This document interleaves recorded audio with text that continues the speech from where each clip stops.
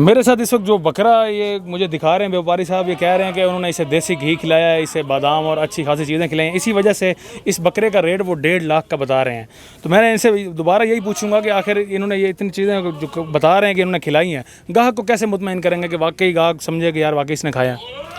Sir वो गाहक को आप नज़र आ जाएगा, जिस बकरे को खाना खवाया, जो कोई अच्छी खुराक खवाई हो, सब बकरे जो बकरा निखट जाता है, उसको अलहदा करके उसने कोई ज़रूरत नहीं समझावने नहीं हो, उसने सेहत के पहले ही पता चल रहा ना भाई केड़ा अच्छा बकरा है। कितने में फाइनल करोगे इस बकरे को? इसको फाइनल टोटल 5,000 घाट करेगा, उसको ज़्यादा नहीं करेगा। यार वो अभी एक जगह गए हैं बैल वाले के पास, उन्होंने तो एक ही सवाल के बदले में 1 लाख रुपए छोड़ दिया था, एक भाई ने 10,000। असल बैल तो बीमारी बहुत ज़्यादा है, बीमारी बैल तो इतनी फैली हुई है, इस शाम ने टाइम तो बने सुबह तक मोया पे होना है, वो ख़त्म हो गए। क्या वजह, कौन सी बीमारी है? बीमारी इससे कोल वजूद नहीं होते, छाले छाले जख्म आन।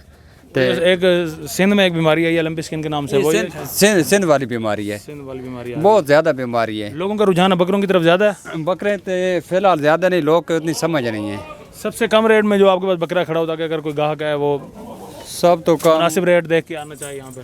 टोटल 50,000 तो घाट बकरा है। कौन सा है? 50,000 50,000 का बकरा है। बकरा आ गया जी।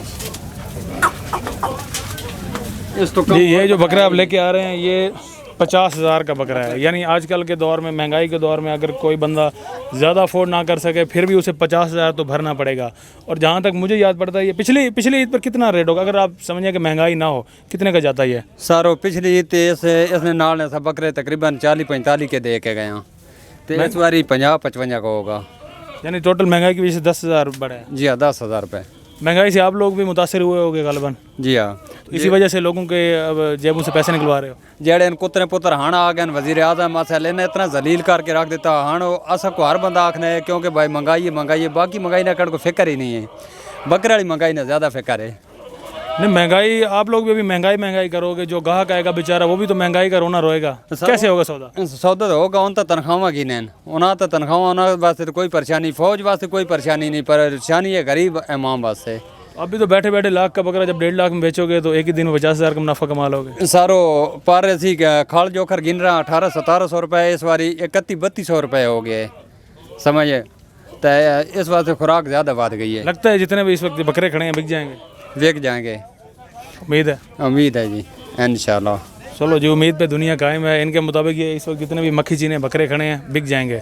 रेट से आपने इनके अभी सुने हैं, जो मेरे साथ भाई मौजूद हैं, कि इस वक्त मक्खी चीने का रेट वो 1.5 लाख से लेकर कम से कम जो है वो 50,000 का था। वो मक्खी चीना था जो 50,000 का आपने दिखाया, या कोई और ब्रीड है, देसी है? सारो मक्खी चीना है।